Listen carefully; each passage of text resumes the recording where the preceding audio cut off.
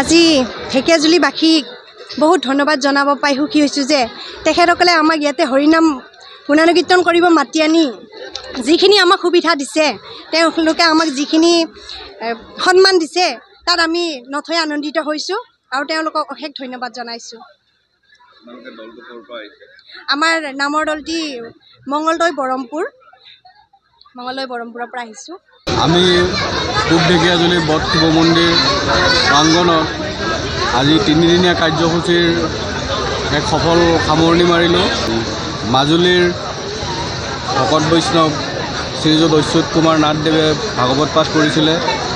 লগতে যোৰহাটৰ নিবাসী অনিল তাঁতীদেৱে ভাগৱত ব্যাখ্যা সুন্দৰ দিহানামেৰে সুন্দৰ অনুষ্ঠান কৰি থৈ গ'ল। যোৱাকালিও আমাৰ শিৱৰাত্ৰিৰ পূজাভাগ খুব সুন্দৰভাৱে খুব সুকলমে পাৰ হ'ল। তাৰ কাৰণে ৰাইজক অশেষ ধন্যবাদ। ৰাইজৰ সঁহাৰি দিহা পৰামৰ্শ তথা আমাক ইমান সঁহাৰি জনোৱাৰ বাবে ৰাইজক ধন্যবাদ জনাইছোঁ। লগতে আজিৰ যি অনুষ্ঠান চলি আছে নেগেৰা নামৰ কাৰ্যসূচী, মঙলদৈ বৰহমপুৰৰ পৰা আমি আমন্ত্ৰণ কৰি অনা ৰীণা ডেকাৰ নেতৃত্বৰ নেগাৰা নাম ভাগ আমাৰ ইয়াতে চলি আছে বৰ্তমান।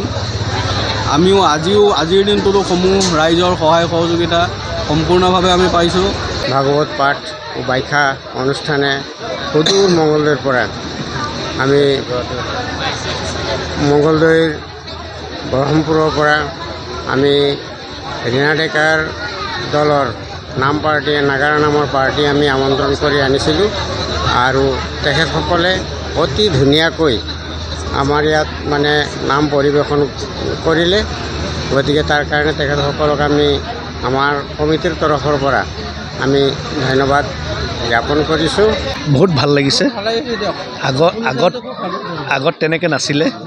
এই গকুল বৰা, আমাৰ নিবাস চৰকাৰ, সিহঁতৰ যোনটো মানে সহযোগত এই মানে এটা মানে বহুত আগতে এই সন্মানটো পাব লাগিছিলে, কিন্তু পোৱা নাই। আৰু আজি যোনটো মানে আমাৰ মানে ৰাইজ ইয়াত যেনেকৈ মানে একজুট হৈ কিনে, আজি নহয় যোৱা কেইবছৰমানৰ পৰা মই চাই আছোঁ, মানে ইয়াত মানে বহুত মানে ৰাইজ একজুট হৈ কিনে ইয়াত কি ধুনীয়া নাম কীৰ্তন হয়।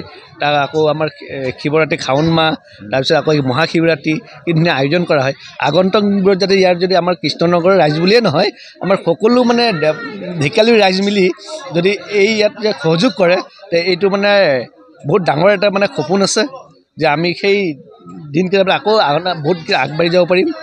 ঠিক আছে, সেইটোৱে আমাৰ আৰু ইয়াত আহি খুবেই আনন্দ লাগে। এটা জাগ্ৰত এটা মন্দিৰ, ইয়াত জাগ্ৰত মন্দিৰ, আমাৰ ঢেকিয়াজুলিত এনেকৈ জাগ্ৰত মন্দিৰ আমাৰ মানে শিৱ মন্দিৰ বুলি ক'লে এইটোৱে এটা মানে ভাল লগা এটা মানে মন্দিৰ আৰু মানে